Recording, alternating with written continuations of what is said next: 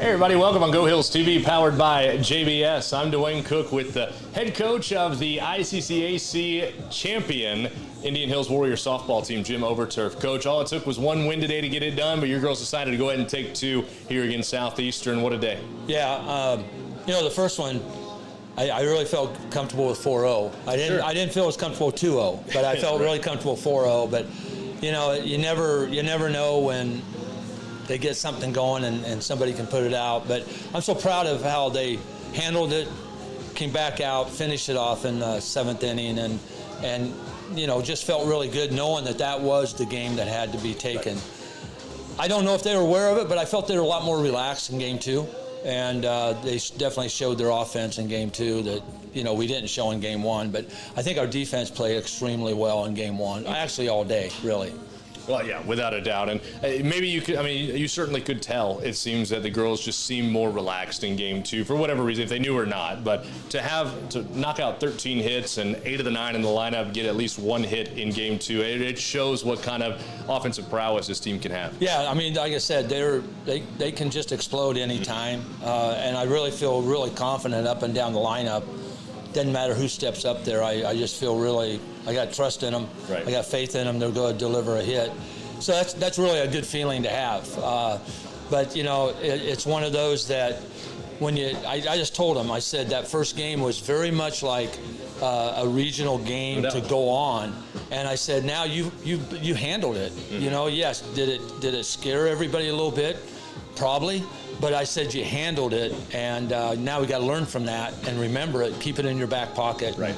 And as we move forward. So, Mary Paige Withers has just had a heck of a run here in the last 3 games. Obviously, it started last Saturday with Marshalltown going 5 for 5 and having the outing she did against a depleted Tiger team. But even still today in game 1 to have 2 home runs, go 2 for 3, a couple more hits in game 2. She just seems to be seeing the ball really well right now. Yeah, I told her let's have a day. If it wasn't for her big bat there in the game 1, it would have been probably a different story. But yeah, she's really been seeing the ball well. We've just been working on a little bit of adjustment to kind of get more drive out of herself instead of out so much on her front foot. But she, that changeup she took out, if she wouldn't have stayed back with it, she wouldn't have drove that ball. And she did stay back and drove it, for a 2-run homer. So, yeah, she's really, and she hit the ball well Saturday in the one game we played at Marshalltown. So she's really, she's seeing the ball real well. She's, definitely swinging with a lot of confidence.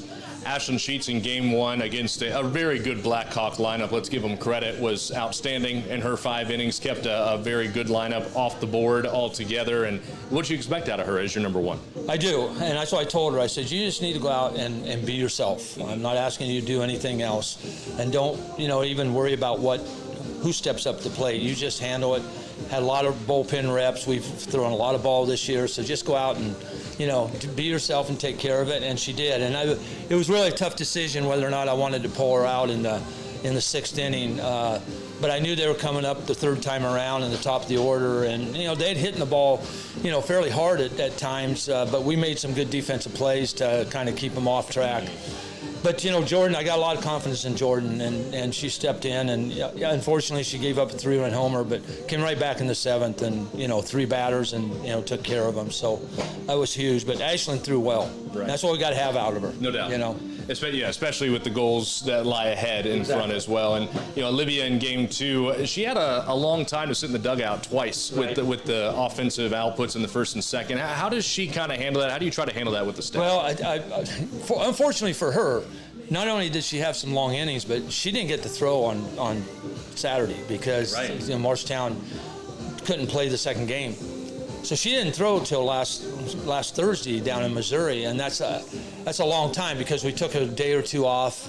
I believe that we need to have good arms and strong arms. I always tell them, and I did see her up in the bullpen, I always tell them if the inning gets long, you just need to go out. You don't have to throw, real a lot. You just got to throw a few pitches just to make sure physically, but as much mentally, that you're prepared to go back out.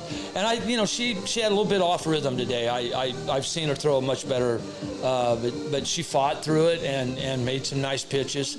I don't know. You had a good view of that ball there. I was telling the home first base umpire, I thought it hit the sign. Right. And I thought it hit the top of the sign. I didn't think it hit the pole.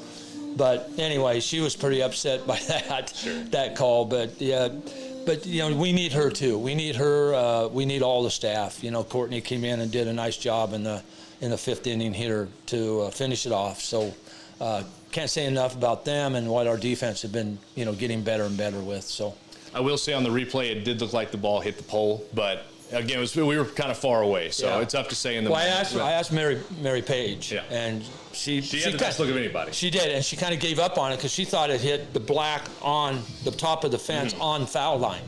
Because I asked her, I said, why were you just kind of jogging? And she goes, I thought it hit the left of the pole, but unfortunately, she can't make the call. Sure. Well, at the end of the day, it didn't affect the outcome of the game. That's also true. So with that said, we got a week off here before the Region 11 tournament, and due to the resume and the work we've put together this year, we're going to get home field advantage through Region 11, and that's a great thing. Yeah, that's what I told him. I said that was our first goal from the very beginning. I met him. They were setting goals, and nobody really had said anything about being seeded number one. And I said, hey, this should be our top goal. All year we need to come in here and take care of business so we get home field.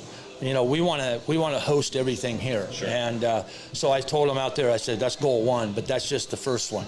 Now we've got some that you guys have listed underneath that, we got to continue to go after, so yeah, so that's big. Not have to get on a bus and ride anymore. Right. That's huge for me anymore. Very good. Congratulations, Coach, on the wins today. Thank you very much. Warriors sweep the Blackhawks and wrap up the regular season with a record of 29-14. For Coach Overturf, I'm Dwayne Cook. Next up for Indian Hill softball, postseason time right here at RL Hellyer Field. Thanks for joining us on Go Hills TV, powered by JBS.